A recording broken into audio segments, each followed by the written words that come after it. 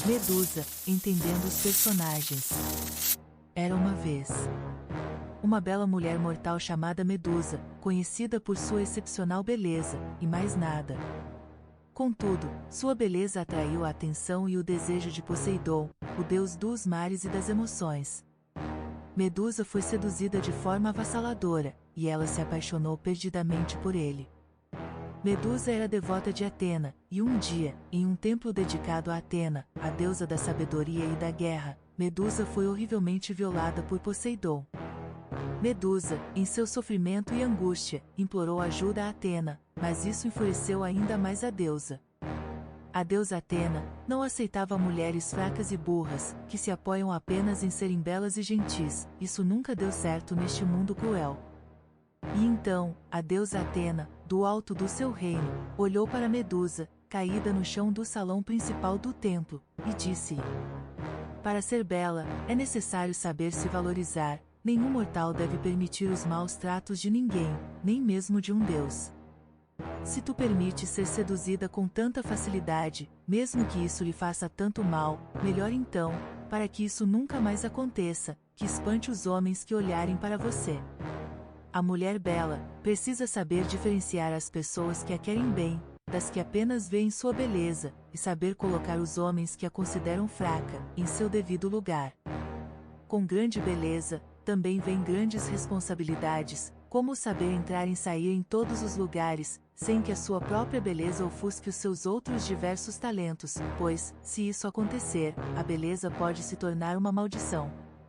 Ora, a deusa Atena sabia ser bela. Ela não tinha medo de mostrar a sua força e sabedoria, e fazia isso com maestria. Depois destas duras palavras proferidas para Medusa, Atena jogou-lhe um encanto, transformando Medusa em uma criatura horrenda. Os deuses pensam diferente dos mortais, então, o que parecia um ato de benevolência para a deusa Atena, foi terrível para qualquer mortal presenciar aquela cena. A maldição de Atena transformou os cabelos de Medusa em serpentes, e deu-lhe o poder de transformar qualquer pessoa que a olhasse nos olhos, em pedra. Este poder dado, de transformar qualquer um que a olhasse nos olhos em pedra, servia para que Medusa conseguisse parar qualquer homem que quisesse tocá-la sem o seu consentimento, já que ela não tinha essa capacidade de limitar quem se aproximasse de forma prejudicial, assim como ela não conseguiu fazer com Poseidon. Os cabelos de serpente serviu para lembrá-la que precisa ser mais sábia e astuta, pois para a deusa, serpente significava sabedoria e astúcia, e ela deu muitas dessas serpentes a Medusa. Só o fato de estarem na cabeça, e não em qualquer outra parte do corpo, está deixando bem claro que Medusa precisa ser mais astuta, e precisava aprender a prever com mais astúcia os passos de um possível inimigo. Então, como ela não tinha essa sabedoria por si própria, foi-lhe dado novas amigas astutas, suas madeixas serpentes, que sempre sussurravam para ela quando houvesse algum perigo. A deusa Atena considerou a transformação uma bênção, pois, para ela, somente as fortes suportam o grande fardo da beleza, pois a bela tem que saber lidar com os maus olhares, ser forte para apresentar ao mundo seus outros talentos, e ser sábia para lidar com os outros que só a enxergarão com os olhos, e não com os outros sentidos. A mulher bela, se for sábia e forte, assim como Atena, a deusa da sabedoria e da guerra, conseguirá lidar com tudo isso. Mas, para as que não têm estes dons, ou não se esforça para conquistá-los, melhor então é ter o poder de transformar os outros em pedra, e ter a ajuda das serpentes, que estarão sempre consigo, bem perto dos ouvidos.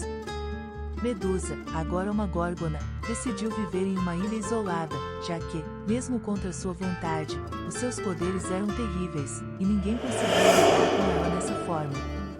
Mas Medusa não soube lidar com o seu poder, e se tornou uma mulher amarga e rabugenta.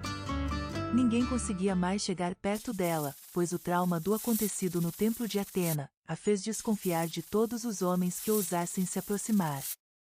Como lhe faltava sabedoria, ela só ouvia o que era sussurrado em seus ouvidos pelas serpentes.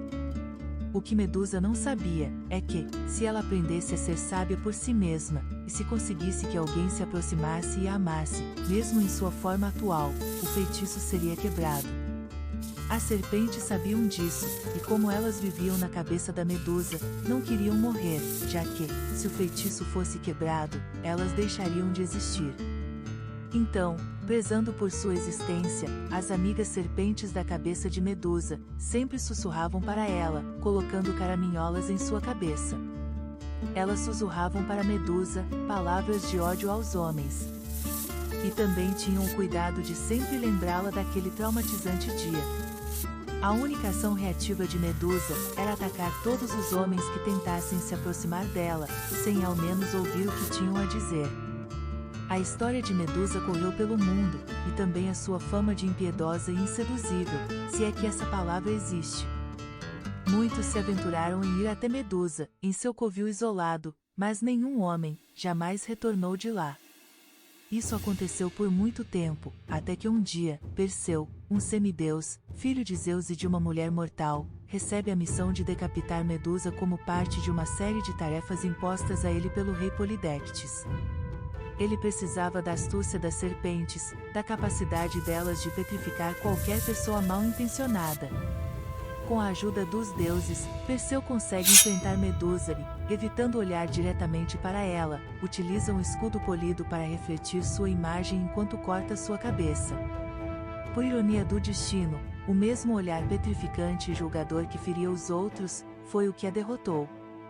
Após a derrota de Medusa, nasceram Pégaso, o famoso cavalo alado, e Crisaor, um gigante armado, com uma arma dourada. Crisaor tem este nome porque já nasceu com uma espada de ouro. Eles não surgiram do sangue que jorrou de seu pescoço decepado, como muitos dizem. Na verdade, eles foram concebidos em pleno solo do templo de Atena, naquele dia fatídico. Mas, devido ao estado mental de Medusa, só conseguiram nascer após o golpe dado por Perseu em Medusa.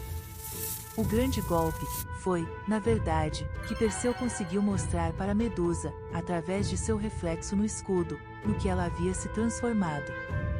O ato de decapitar a cabeça, na verdade, é a atitude de Perseu de fazê-la enxergar o que as suas únicas amigas e companheiras serpentes, com seus falsos e lascivos pensamentos, estavam fazendo com ela. Ao ver seu reflexo no escudo polido, pôde perceber como estava se enganando.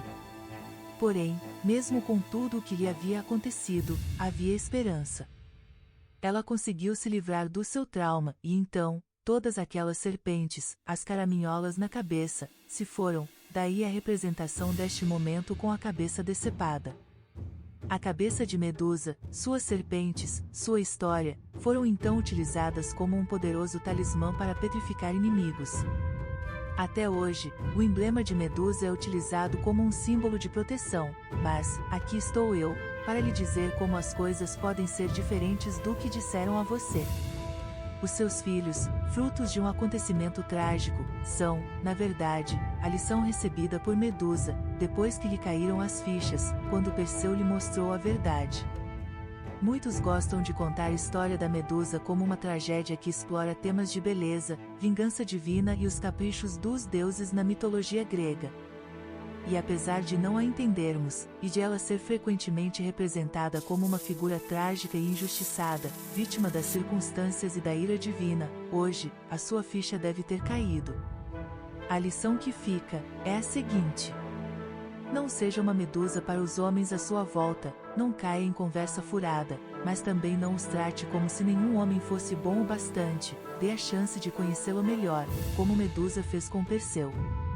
Nem tente ajudar aos outros sendo como Atena, pois te chamarão de injusta e cruel se for incisiva como ela.